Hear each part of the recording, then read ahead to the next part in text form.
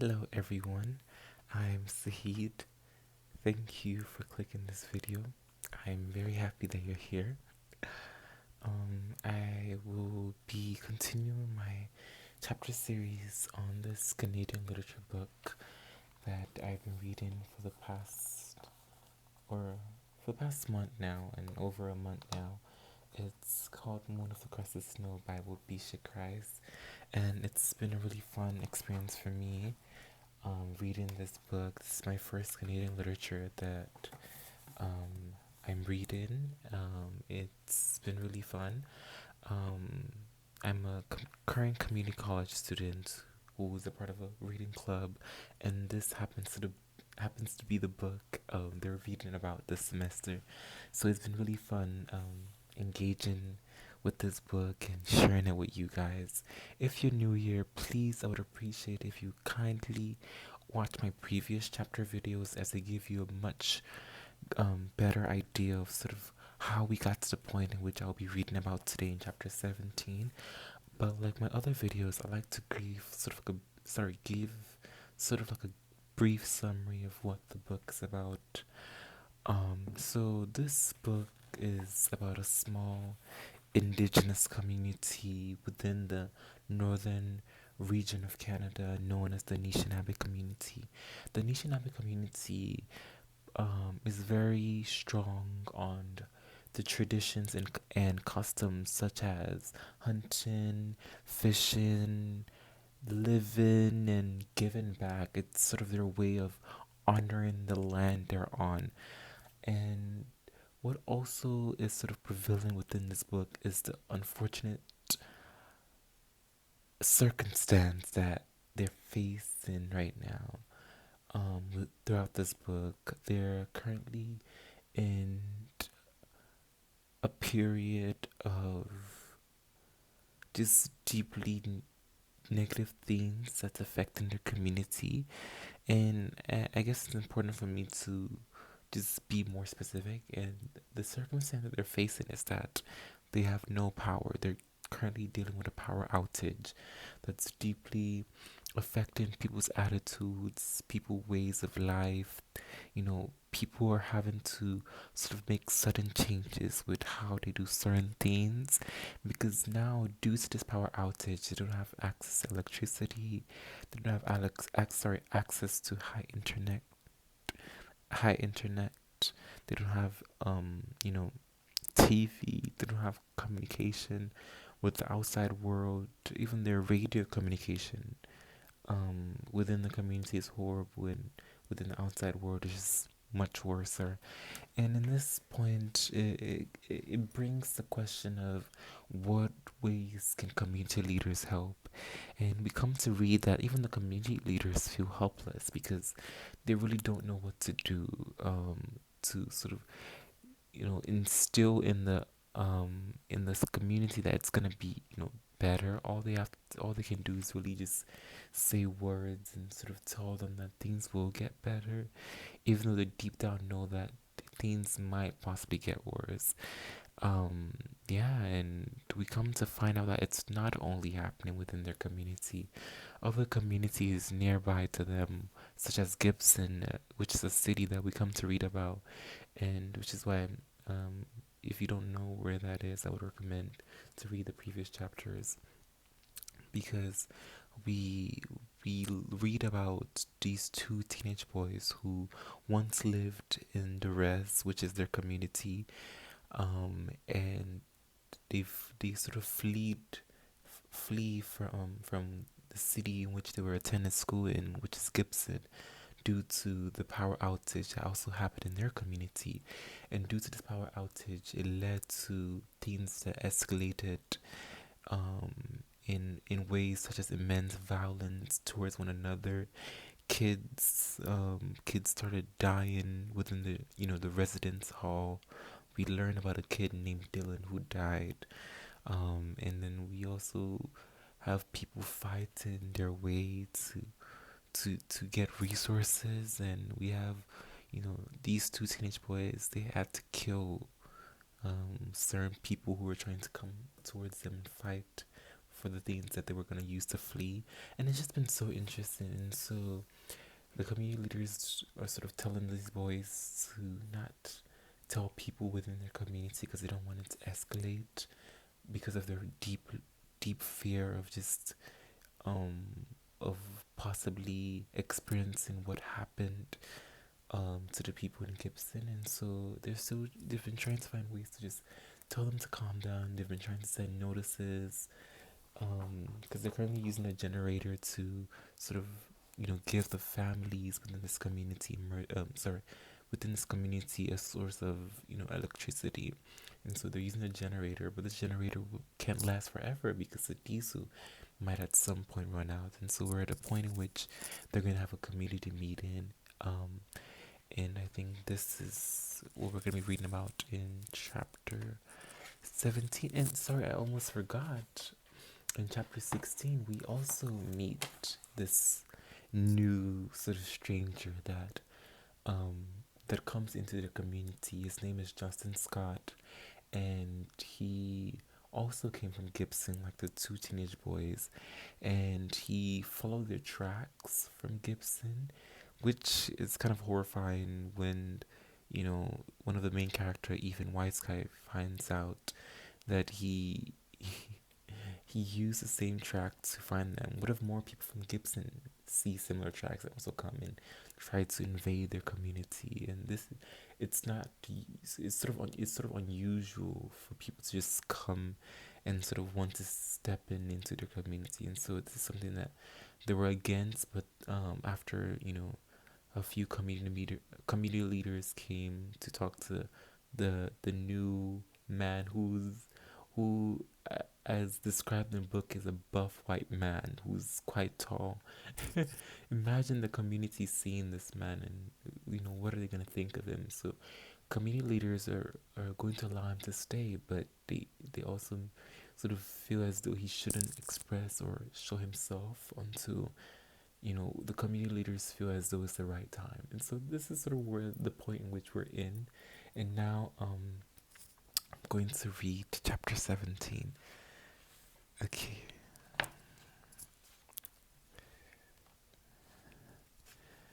Chapter 17. The sage smoke billowed high and dissipated as it smoldered into ash. The scent weakened, given way to the strong smell of wood smoke now woven into the jackets and sweaters of the men and women in the crowd. Nearly every seat was taken. There was more than twice the people gathered than the last time. There was a more subdued hum from about the room. There were fewer children in the crowd. People had quiet, serious conversations with their neighbors, and those who were silent gazed straight ahead, lips pinched with worry.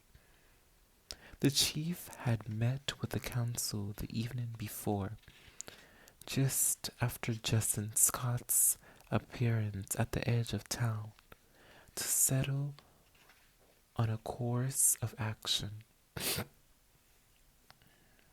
A stranger's arrival didn't sit well with any of them. Kich manidu miigwech. Eileen finished the prayer, but Terry stayed sitting, tapping his fingers on the table in a nervous staccato.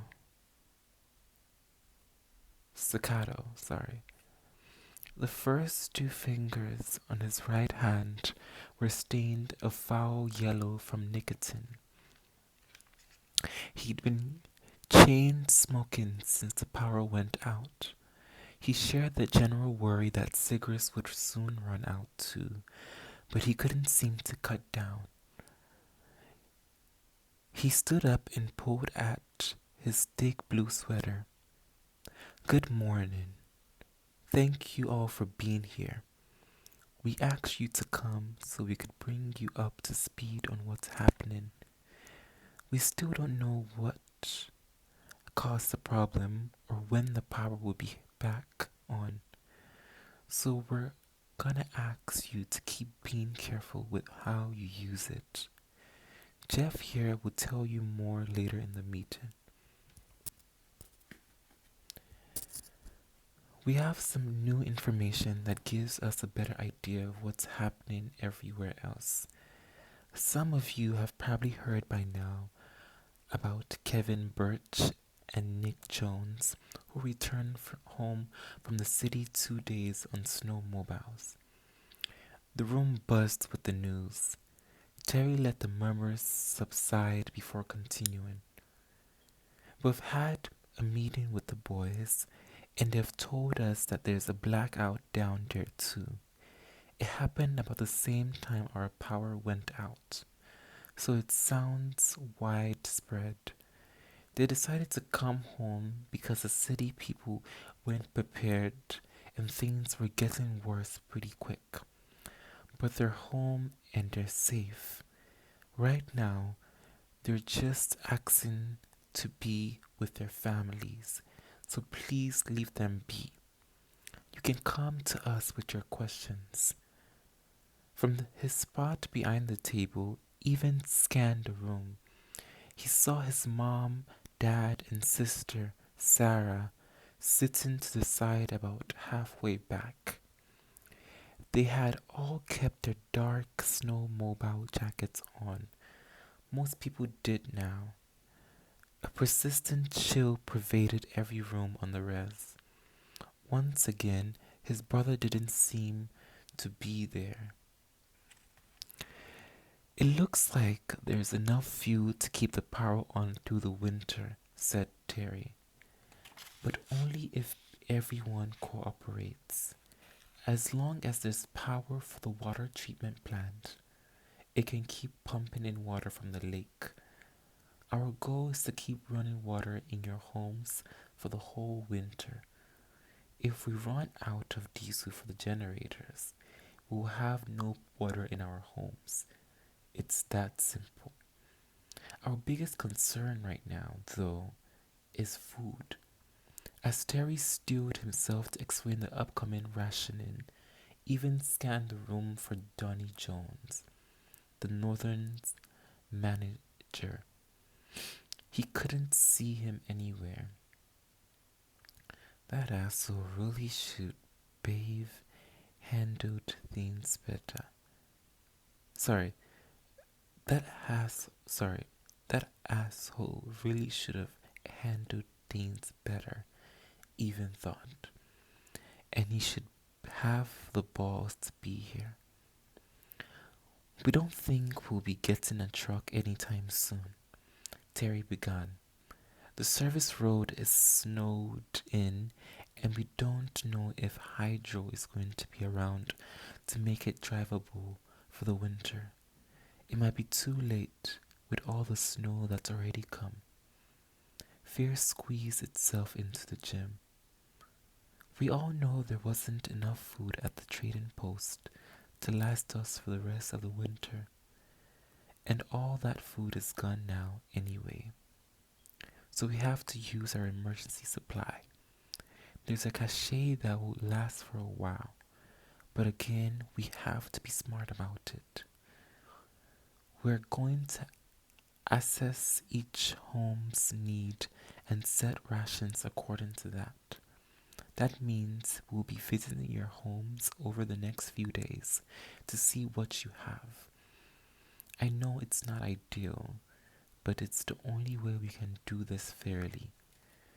There was an eerie silence among even the most outspoken of the res people. The corn soup and bannock they'd eaten before the meeting still settling in their bellies. Someone in the back shouted, "So I spend all summer fishing and all fall hunting to feed my family in the winter, and the lazy ass people in this res get food for free?" Even tried to spot the heckler. He was there with Isaiah to serve as security in case the assembly got out of hand.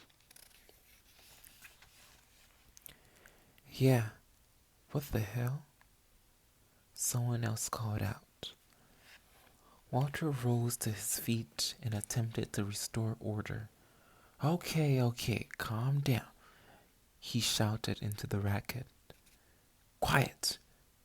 His booming baritone hushed the entire gym. Nobody's getting any kind of special treatment, and we're not gonna keep any food or supplies from anyone. This is a goddamn crisis. We have to act like a community. We're going to support each other until this all gets sorted out. Even wondered whether this meeting had served any good purpose. Walter took a deep breath, lowered his wide chin to the wide buttons of his denim shirt, and buried his face in his rough hands. He dragged them slowly down his cheeks, pulling his lower eyelids down and exposing his bloodshot eyes as he exhaled. I'm sorry, he said. This has been a tough time for everyone here. I'm sorry I yelled. It's okay, Walter, shouted someone from the back. Yeah, Walter, it's okay, said a new voice through the open door at the back. Everyone turned to see the tall, bald, muscular white man walk into the room. His heavy work boots made loud thuds on the tiled floor. Justin Scott had arrived for the whole crowd to see. What the fuck is he doing here? Terry whispered to Walter, loud enough for even to hear. We told him to stay put, Walter growled. He shot a cutting gaze at Even, as if expecting him to contain the situation. Even could only shrug. The crowd's uneasy buzz grew. Even caught his father's eye, who furrowed his brow and mouted, "Who's that?" as Patricia bit her thumbnail beside him. Even tried his best to keep his face blank. Scott stopped and finished his sentence. We'll get through this, together. He beamed and raised his fist high and above his head and pumped them. Evan's cousin, Mark Whitesky, shot to his feet and yelled, Who the fuck are you? As Evan and Isaiah moved to stave off any confrontation. Walter tried to placate the room. Calm down, everyone. Please allow me to introduce Justin Scott. He's arrived from the south and is with us for a little while. And then everybody, Scott said, as if he thought he could pacify the crowd with a greeting in their language. He folded his big arms over his chest, smirked and nodded, his body's builder's neck even wider than his large head. We were going to wait to introduce Mr. Scott, Walter said, staring sharply in Scott's direction. I guess we just got our lines crossed. He let the last part of his statement float in the air. Oh, my apologies, Scott said. I didn't mean to interrupt. I just wanted to say hi and meet someone of the fine people here. I'm here to help. I'm sure we'll all get to know each other very soon over the next little while. Miigwech, Mr. Scott, said Walter before Scott could say anything else. He looked over his shoulder and said loudly, Even maybe it's time you showed our guest around.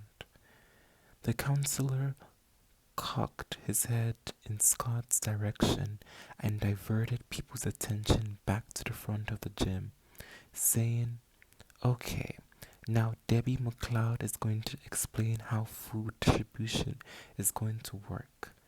He said, welcoming the small woman outfitted in a pink tracksuit.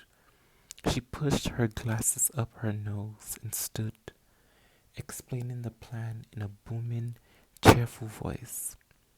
"Hey, bud," chirped Scott as Even approached. The breezy greeting made Even's skin crawl. He nodded for Scott to follow him. Once they had rounded the corner into the hallway and connected the gym and the health station, Even turned to face him. "What the fuck are you doing, man?" he whispered harshly. "We asked you to stay put." "I must not have heard properly," Scott replied. "I thought I was to meet you all in the gym after the meeting. I thought it would have been done by now. You could have waited when you saw it. You could have waited when you saw it was still happening. But if I'm gonna be a part of this community, shouldn't I know what's happening? You're not a part of this community." "Oh no?" "No. You have to step up, just like everyone else. And then we decide if you can stay. You don't think I can? I don't know you." Scott towered over Even under the pale glow of the fluorescent lights above them. Even knew that he was no match for this man in a fight. He wasn't intimidated, though he wasn't quite sure why. He eased back from their confrontation, and the stranger relaxed. "Well, let's get to know each other then. So what of this store?" Even decided to show him the shop and then take him to the band's main office. For the first time, Even considered the man's own vulnerability. "He's stranded," thought Even. "He needs us more than we need him." And that is the end of chapter 17. Let's talk about it. So chapter 17 wasn't too long. Chapter 17 sort of is about the meeting that the community has, that I briefly mentioned when I was given the introductory sort of summary. So in chapter 17, we are sort of in the community meeting.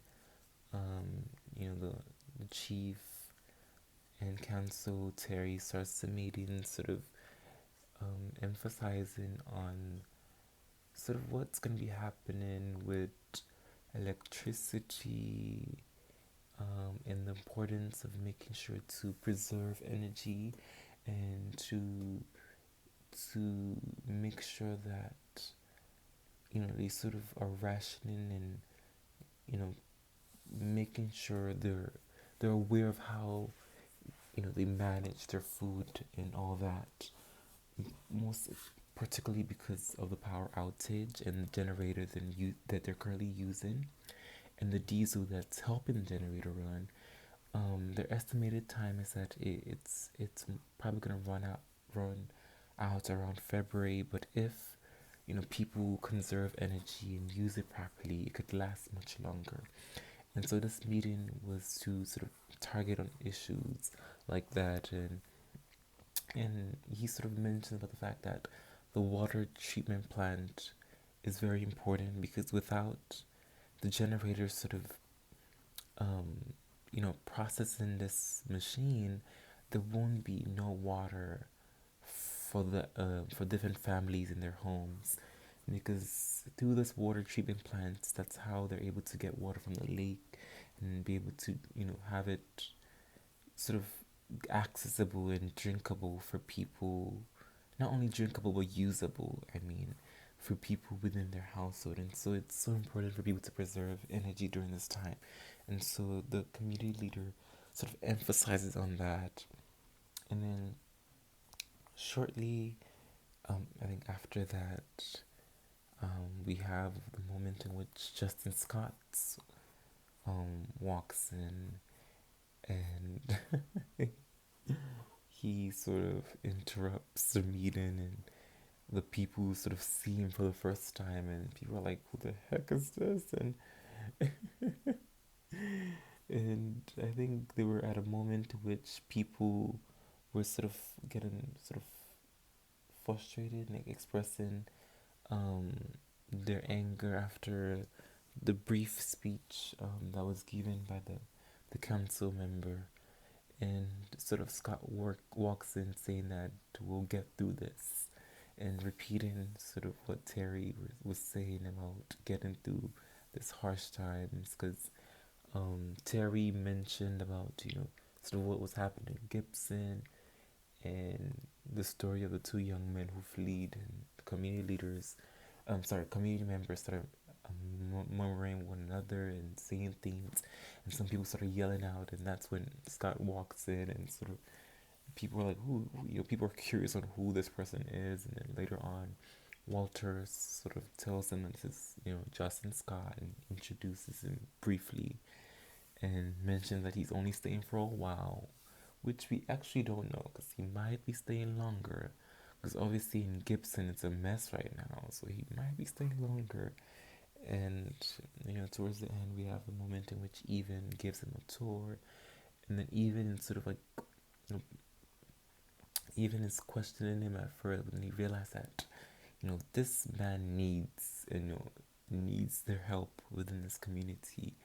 And so he's slightly changing his perspectives about him, and hopefully, as I read the other chapters, we learn more about this man and how he will end up playing a significant or not significant role in the community, and what you know community members' attitudes, motives, and moods will continue to be as this book continues. And so, yeah, that's sort of my summary of chapter 17. Thank you for watching this video. I hope you enjoyed it. And if you did, please kindly subscribe, like, and comment. Thank you.